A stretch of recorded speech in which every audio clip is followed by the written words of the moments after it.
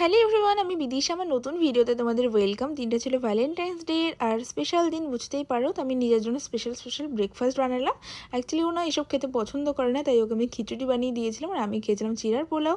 যাই হোক, তারপর আমি চলে এসেছিলাম রুমে অ্যান্ড তারপর সেদিন ছিল আমার ননদের বার্থডে, তো ওকে একটা গিফট দিয়ে নিলাম। অ্যান্ড গিফট দিয়ে তারপর আমি দেখো রুম ক্লিনিং করা শুরু করে দিয়েছিলাম। রুমটা ক্লিন না হলে আমার একদমই ভালো লাগে না, তাই রুম ক্লিনিং করে তারপর আমি চলে গেছিলাম স্নান করার জন্যে। আর এই দেখো স্নান ধান সেরে আমি পুরো ফ্রেশ হয়ে নিয়েছিলাম, তারপর একটু তোমাদেরকে দেখিয়ে নিলাম। তারপর চলে গেছিলাম রান্নাঘরে বিটের জুসটা বানাতে, যেটা খেতে আমার খুবই ভালো লাগে আর আমরা বাড়িতে সবাই মিলে এটাকে খেলাম। যাই হোক, খাওয়া দাওয়া সেরে তারপর আমি সেদিন বলেছিলাম কি বাড়িতে সেরকম একটা রান্নাবান্না না করতে, হালকা পাতলা করতে।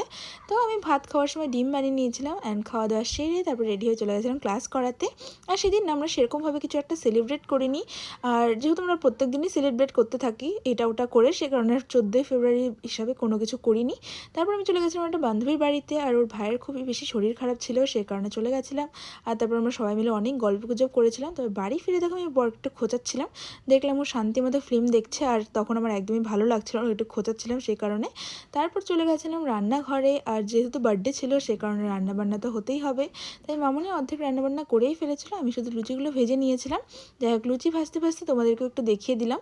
প্রথম দিকে লুচিগুলো একটু অন্যরকম শেপের হচ্ছিলো, যাই হোক পরে গিয়ে কিন্তু লুচিগুলো খুব সুন্দর হয়েছিল। তারপর আমি সব বাচ্চা পার্টিকে খাবার দাবার দিয়ে দিয়েছিলাম, আর ওরা খেয়ে বলছিল ওদের নাকি খুব বেশি ভালো লাগছে। দেখো ওরা ওদের এক্সপ্রেশনে তোমরা বুঝতে পারবে, ওরা পুরো হাত দিয়ে দেখাচ্ছিল।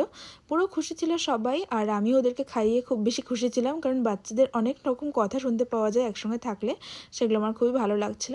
যাই হোক, তারপর আমি আবার এসে লুচিগুলোকে ভেজে নিলাম অ্যান্ড তারপর ফাইনালি আমরা সবাই মিলে খাওয়া দাওয়া করতে বসে পড়েছিলাম। এই দেখো আমরা খাওয়া দাওয়া করছিলাম আর ও তো খেতে বসে হাজার রকমের কথা বলছিল, অ্যান্ড এইভাবে দিনটাকে কাটিয়েছিলাম। Bye bye.